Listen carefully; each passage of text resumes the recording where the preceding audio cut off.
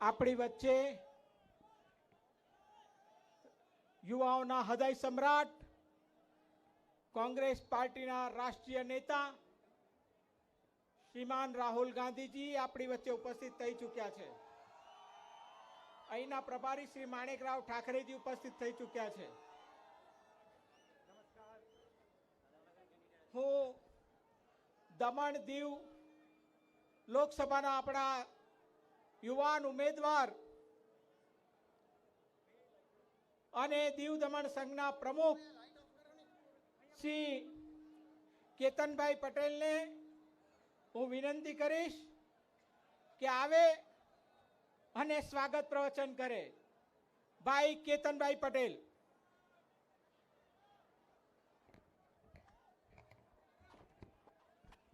મહેરબાની કરી બધા બેસી જાઓ. રાહુલ ગાંધી, રાહુલ ગાંધી, કોંગ્રેસ પાર્ટી. અહીં મંચ પર ઉપસ્થિત અખિલ ભારતીય કોંગ્રેસ કમિટીના પૂર્વ અધ્યક્ષ રાહુલ ગાંધીજીનો દમણની ધરતી પર તમારા વતી હું સ્વાગત કરું છું. આજે આટલા બીજી શેડ્યુલ પર એઓ ભુવનેશ્વરથી અહીંયા સુધી તમને મળવા અને મેસેજ આપવા માટે દમણ દીવની જનતાને આવ્યા છે. એઓનો જોરદાર તાલી મારી સ્વાગત કરો. મિત્રો, તમને બધાને ખબર છે કે 7 તારીખે આપણે ચૂંટણી છે અને તમારે તમારો કિંમતી અને પવિત્ર મત કોંગ્રેસ પાર્ટીને આપવાનો છે અને કોંગ્રેસ પાર્ટીને વિજય બનાવવાનો છે. આપણે જે રીતે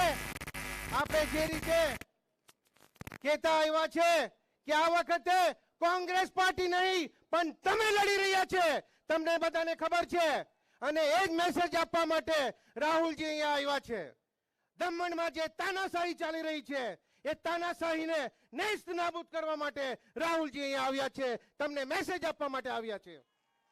હું વધારે બોલતો નથી, એટલું જ કહીશ કે આ વખતે તમારો વોટ હોસ્પિટલમાં જે પૈસા લઈ રહ્યા છે સરકાર એના માટે પડવા જોઈએ. આપણી જે વિધવા બહેન છે એને પેન્શન બંધ કરી દીધું છે એના માટે છે. આપણો જે વિકલાંગ ભાઈ છે એ વિકલાંગ ભાઈનું પેન્શન બંધ કરી દીધું એના માટે તમારો વોટ પડવાનું જોઈએ. આ વધુ કહેતો નથી. આજે આપણી ધરતી પર રાહુલજી પાછા આવ્યા છે તો તમારા વતી એમનું જોરદાર હું સ્વાગત કરું છું. સાથે માણેકરાવ ઠાકરેજી, એમની ટીમ, સૌ મંચસ્થ લીડરોનું સ્વાગત કરું છું. અને હવે રાહુલજી બોલે એ પહેલા એમનો આપણે તમારા વતી બધા વતી અહીંયા ઉભીને એમનું સ્વાગત કરી દઉં છું. ભાઈ કેતનભાઈ પટેલ, મયંક આંટી આપ. કેતનભાઈ પટેલ દીવ દમણના ઉમેદવાર અને આપણા પ્રમુખ શ્રી કેતનભાઈ પટેલને વિનંતી કે આપણા રાષ્ટ્રીય નેતા યુવા હૃદય સમ્રાટ શ્રી રાહુલ ગાંધીજીનું આંટી પહેરાવી સ્વાગત કરશે.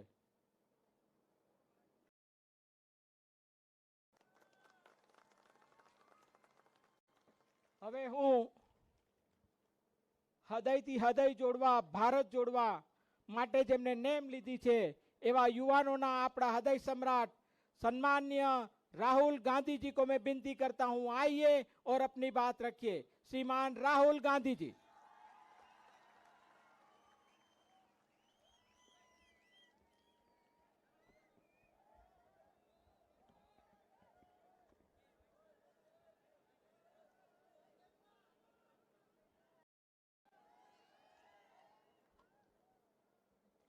माणिकराव ठाकरे जी, महेश शर्मा जी, हमारे कैंडिडेट्स केतन पटेल जी, अजीत माला जी, स्टेज पे कांग्रेस पार्टी के वरिष्ठ नेता, हमारे प्यारे कार्यकर्ता, भाइयों और बहनों, प्रेस के हमारे मित्रों, आप सबका यहाँ बहुत बहुत स्वागत. इतनी गर्मी में आप दूर दूर से यहाँ मेरी बात सुनने आए, इसके लिए दिल से आपका धन्यवाद और स्वागत करता हूँ.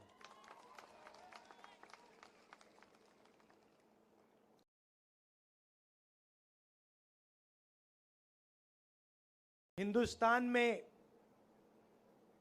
अलग अलग प्रदेश हैं, अलग भाषाएं हैं, अलग इतिहास है, हिस्ट्री है, कल्चर है, और हर जगह का अपना एक प्रकार से एक यूनिक कैरेक्टरिस्टिक होता है।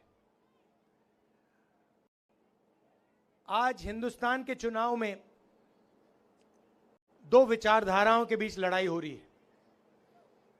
एक तरफ कांग्रेस पार्टी जो कहती है कि हर जगह की जो पहचान है, जो कल्चर है, हिस्ट्री है, भाषा है, उसकी रक्षा होनी चाहिए और हर प्रदेश को या हर जगह को उसी जगह के लोग, उनकी तमन्ना,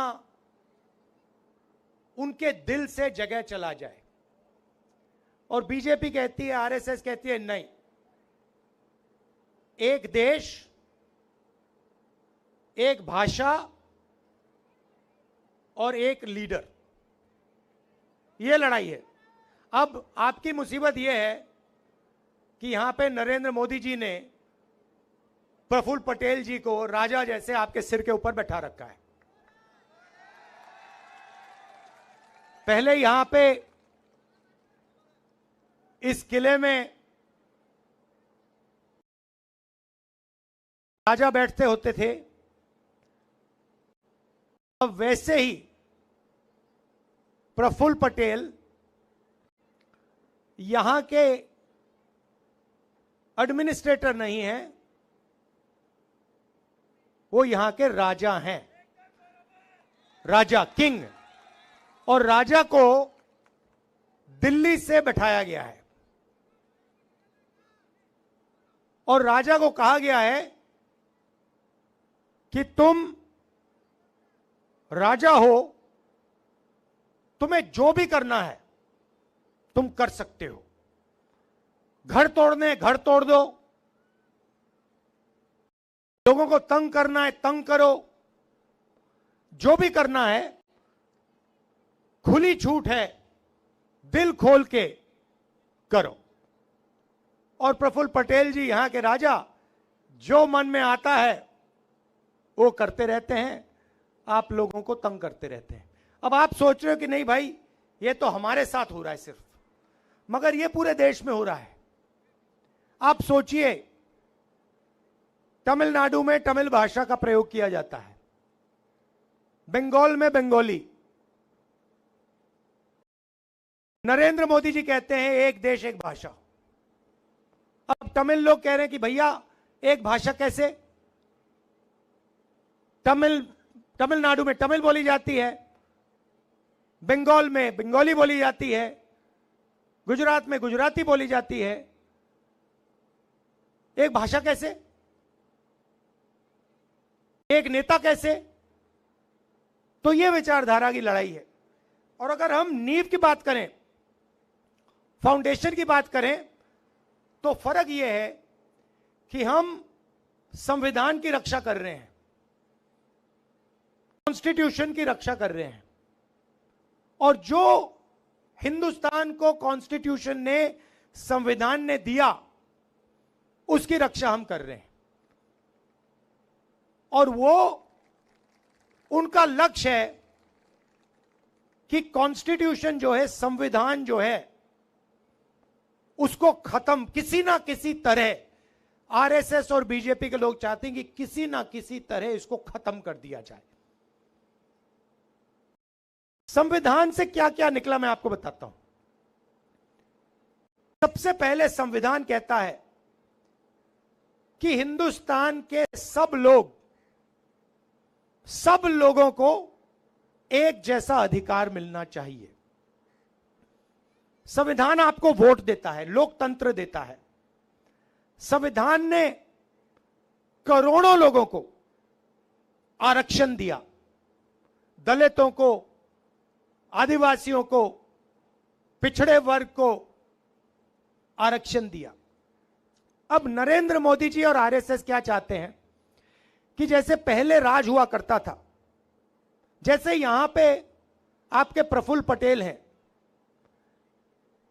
उनका जनता से कुछ लेना देना नहीं ना। आप कुछ भी कह लो, देखो ना, आप कुछ भी कह लो, आप उनके घर जाओ और कहो देखिए हमें ये चाहिए, प्रफुल्ल पटेल जी आपको कहेंगे देखो गेट आउट, मेरे घर से बाहर निकलो, तुम्हारी कोई यहां पे लेना देना नहीं है,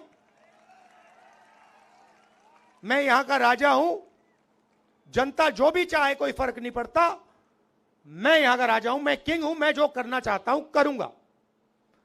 जो यहां पे आपके प्रफुल्ल पटेल जी कर रहे हैं, वो दिल्ली में नरेंद्र मोदी कर रहे हैं, वो एक ही सिस्टम है। अब यहां पे फर्क है कि यहां पे उनको बैठा रखा है और उनका जो है प्रफुल्ल पटेल जी हैं, उनका नरेंद्र मोदी जी जितना कंट्रोल नहीं है। नरेंद्र मोदी जी के पास क्या है मैं बताता हूं आपको, CBI, ED, income tax, police, सारे के सारे जो संस्थाएं हैं, हिंदुस्तान की जो संस्थाएं हैं जो कॉन्स्टिट्यूशन से निकली, इलेक्शन कमीशन हो, जुडिशरी हो, ये सारा का सारा कॉन्स्टिट्यूशन से बाहर निकला। सबसे पहले सब लोगों को एक जैसा अधिकार मिलेगा, उसके बाद लोकतंत्र, अलग अलग इंस्टीट्यूशंस, वो सारे के सारे कॉन्स्टिट्यूशन से बाहर निकले। कॉन्स्टिट्यूशन नींव थी, बीज था, और उसमें से ये चीजें निकली। अब ये लोग चाहते हैं कि इसको नष्ट किया जाए, लोकतंत्र को खत्म किया जाए, ये जो अलग अलग संस्थाएं हैं इनको खत्म किया जाए, और आरएसएस और बीजेपी के राजाओं को देश के राजा बना दिया जाए। अब देखिए, आप मैं आपको बताता हूं, देखो, आप वाइस चांसलर्स की लिस्ट निकालो। हिंदुस्तान की जो शिक्षा का सिस्टम है उसमें आप वाइस चांसलर्स की लिस्ट निकालो, सारे के सारे आरएसएस के आदमी हैं, उनको शिक्षा के बारे में कुछ नहीं मालूम। कर सारों को यूनिवर्सिटीज में सारे आरएसएस के राजा बैठा दिए। तो यह काम किया जा रहा है और इससे नुकसान आपका होगा। आपको तो मालूम है, आपको तो शायद बताने की भी जरूरत नहीं है, क्योंकि आपको मालूम है कि भैया ये प्रफुल्ल पटेल जो राजा बैठा है, जो यहां पे पहले 70 साल 80 साल पहले जो होता था आज हो रहा है। अगर मैं ये देश को समझाने की कोशिश कर रहा हूं कि भैया ये प्रफुल्ल पटेल इन्होंने यहां बैठा रखे, बाकी देश में भी ये यही करने जा रहे हैं। आज आरएसएस के जो चीफ है उनका बयान आता है कि हम रिजर्वेशन के खिलाफ नहीं है। अरे, इन्होंने ही पहले स्टेटमेंट दिया था कि रिजर्वेशन के खिलाफ है। जो भी रिजर्वेशन के खिलाफ है, सारे के सारे इनकी पार्टी में जा रहे हैं। जो भी रिजर्वेशन के कॉन्स्टिट्यूशन के खिलाफ है, सारों को ये ले रहे हैं। फिर कह रहे हैं कि भैया हम रिजर्वेशन के खिलाफ नहीं है। और इसका लक्ष्य क्या है मैं बता देता हूं। आप कहोगे ये संविधान को क्यों खत्म करना चाहते हैं, लोकतंत्र को क्यों खत्म करना चाहते हैं? क्योंकि ये 20-22 अरबपतियों की मदद करना चाहते हैं। ये चाहते हैं कि जो आपका सुंदर बीच है, जो आपकी इतनी सुंदर लोकेशन है, इस किले पे अदानी जी का नाम लिख दिया जाए। वो चाहते हैं कि इस बीच पे अगर टूरिस्ट आए तो आपको फायदा ना हो, बीच पे साइन हो अदानी बीच, आपके एयरपोर्ट पे अदानी का नाम हो, आपके हाईवेज अदानी बनाए, जो भी यहां बिके वो अदानी और अंबानी बेचें, और आप लोग बस देखते रह जाओ। और ये इन्होंने पूरे देश में किया है। मैं 2-3 उदाहरण देता हूं आपको। हिंदुस्तान के 22-25 अरबपतियों का नरेंद्र मोदी जी ने 16 लाख करोड़ रुपया माफ किया है। आप जानते हो 16 लाख करोड़ रुपए कितना होता है बेटा? हां, जो लाल शर्ट पहने हो, जानते हो 16 लाख करोड़? हां, तुम जानते हो 16 लाख करोड़ रुपए कितना होता है? जानते हो? हां, तुम्ही से बोल रहा हूं, जानते हो कितना होता है 16 लाख करोड़ रुपया? मैं बताता हूं, 25 साल मनरेगा में जितना भी पैसा लगा, 25 साल अगर आप वो पैसा ले लो, उतना पैसा नरेंद्र मोदी ने 10-15 लोगों का कर्जा माफ किया है। किसानों का कितना माफ किया? 1 रुपया नहीं माफ किया। जो हमारे स्टूडेंट्स हैं, बेरोजगार युवा हैं, उनका कितना कर्जा माफ किया? 1 रुपया नहीं किया। छोटे व्यापारियों को खत्म कर दिया, स्मॉल मीडियम बिजनेस वालों को खत्म कर दिया, नोटबंदी की, गलत जीएसटी लागू की। किसको फायदा हुआ? यहां पे एक आदमी नहीं है जिसको नोटबंदी से फायदा हुआ हो। अदानी, अंबानी, आप मुझे बताओ, यहां पे कोई एक व्यक्ति है जिसको नोटबंदी से फायदा हुआ है? ना। एक आदमी है यहां पे जिसको जीएसटी से फायदा हुआ? ना। अब देखिए, मजे की बात देखिए, आप शर्ट खरीदते हो, ये भैया आपने शर्ट कितने की खरीदी? हाँ, आपने कितने की खरीदी है? अरे भाई, आपसे पूछ रहा हूं, सफेद वाला। हाँ, कितने की खरीदी? 200। अब देखो, लड़के ने 200 रुपए की शर्ट खरीदी, 18% जीएसटी लगा, इसके जेब से निकला। अगर अदानी अरबपति यही शर्ट खरीदता तो वो भी 18% टैक्स देता। मतलब जितनी टैक्स आप देते हो उतनी अदानी देता है। आमदनी इनकी हजारों में, उनकी हजारों करोड़ रुपए में, टैक्स जितना आप उतना वही। और टैक्स कौन दे रहा है? आप लोग दे रहे हो, किसान दे रहा है, मजदूर दे रहा है, बेरोजगार युवा दे रहा है। और पैसा कहां जा रहा है? उन्हीं 2-3 लोगों के जेब में। आप जानते हो, उन्हीं के जेब में आपका पैसा जा रहा है। तो हमने निर्णय लिया कि अगर ये बीजेपी के लोग नरेंद्र मोदी 20-25 अरबपति बना सकते हैं, तो कांग्रेस पार्टी करोड़ों लाखपति बना सकती है। तो आप कहोगे भाई ये कैसे हो सकता है? आप कहोगे ये कैसे हो सकता है? मैं बताता हूं आपको, मगर उससे पहले मैं आपको बताता हूं,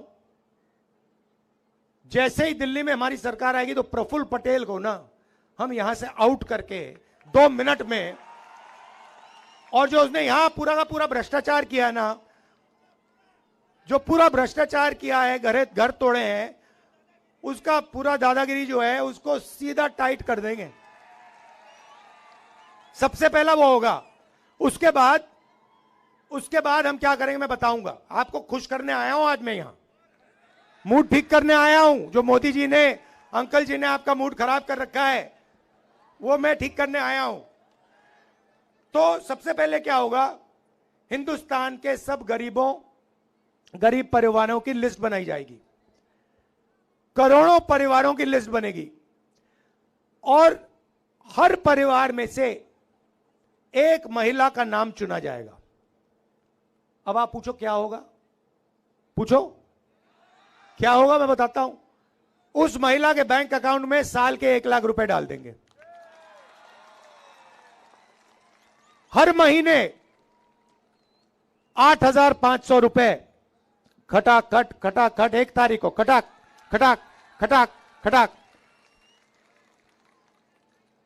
आप जानते हो, यहां महिलाएं बैठी हैं, 21वीं सदी में महिला और पुरुष दोनों काम करते हैं, जॉब दोनों करते हैं, मजदूरी दोनों करते हैं। सही करते नहीं करते? ठीक है।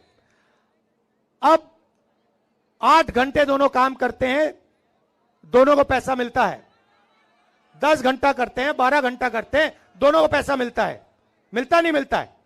मगर जो महिला घर में काम करती है उसके लिए उसको पैसा क्यों नहीं मिलता?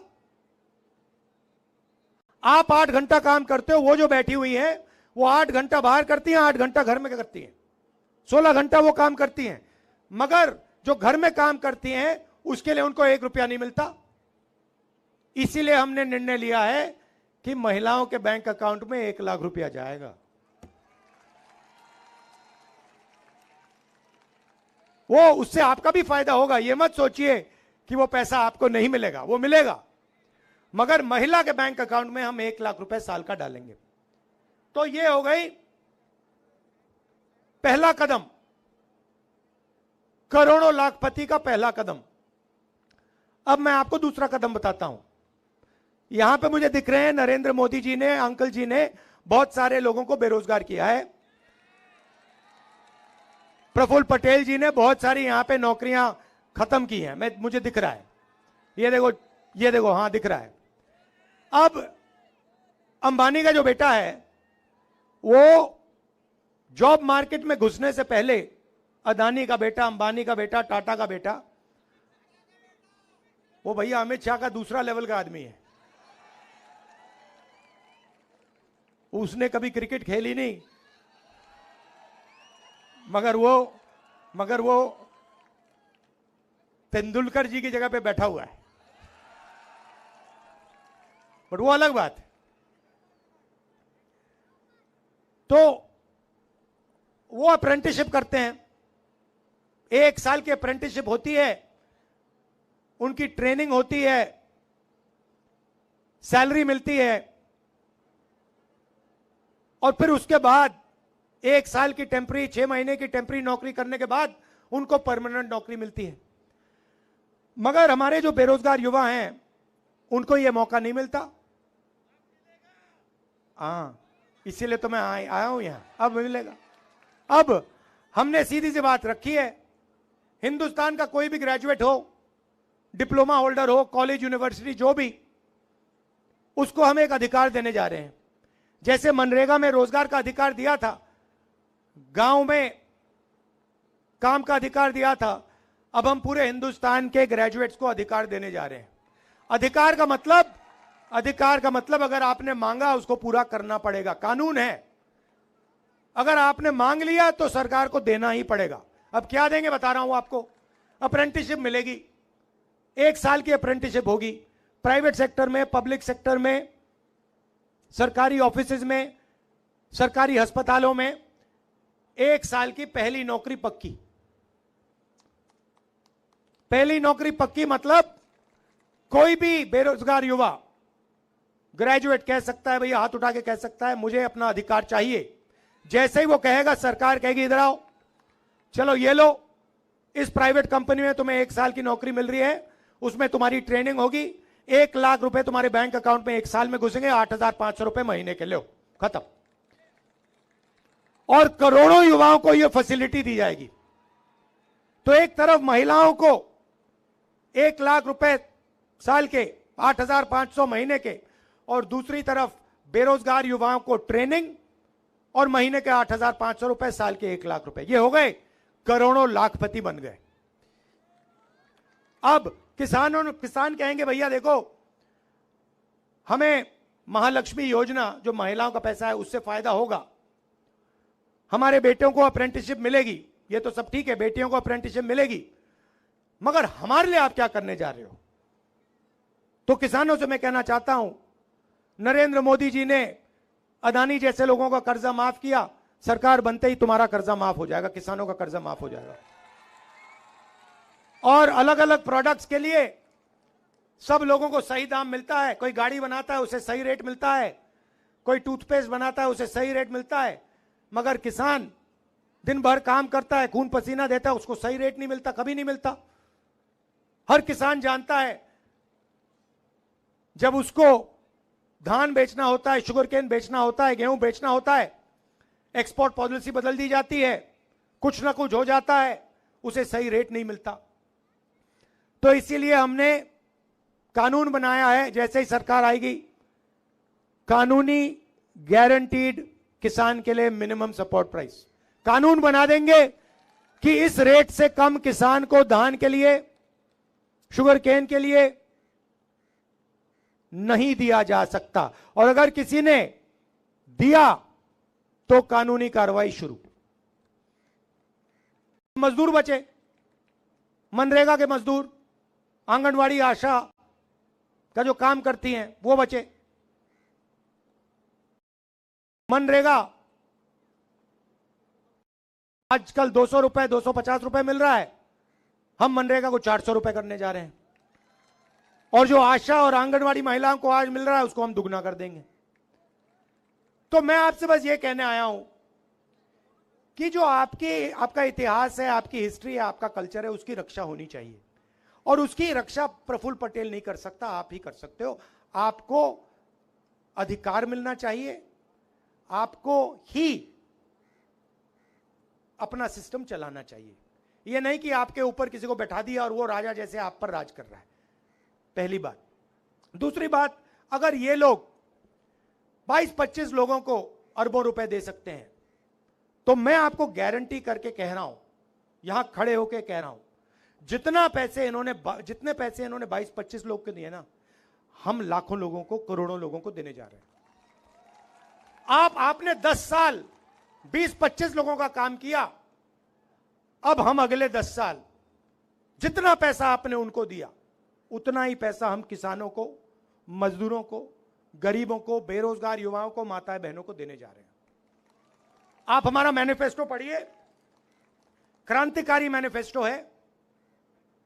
मैंने 5 चीजों के बारे में बोला है, मगर उसमें सब लोगों के लिए हमने कुछ ना कुछ सोच कर दिया है। यहां पे मछुआरे बहुत हैं, आपको बहुत नुकसान हुआ है, आपकी बोट ले जाते हैं लोग, तो आपके लिए मैनिफेस्टो में आप देखेंगे तो आपके लिए बहुत जरूरी चीजें हमने की हैं। थोड़ा सा मैं आपको बता देता हूं। जो पहले आपको डीजल की सब्सिडी मिलती थी, जो बंद कर गई, उसको हम फिर से चालू कर देंगे। दूसरी बात, जो भी बोट, फिशिंग बोट होगी, उसका हम आपको इंश्योरेंस देंगे। और तीसरी बात, जो इनलैंड फिशिंग और एक्वाकल्चर है, उसको हम एग्रीकल्चर जैसे मानेंगे। तो ये मैं आपसे कहना चाहता था।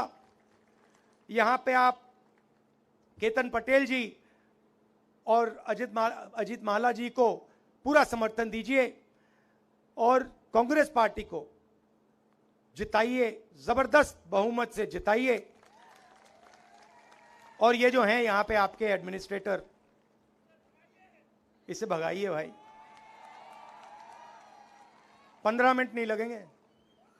और ये सिर्फ भागेगा नहीं, सिर्फ आपसे नहीं भागेगा, ये फिर कार्रवाई शुरू होगी तो आगे पीछे भागेगा। धन्यवाद।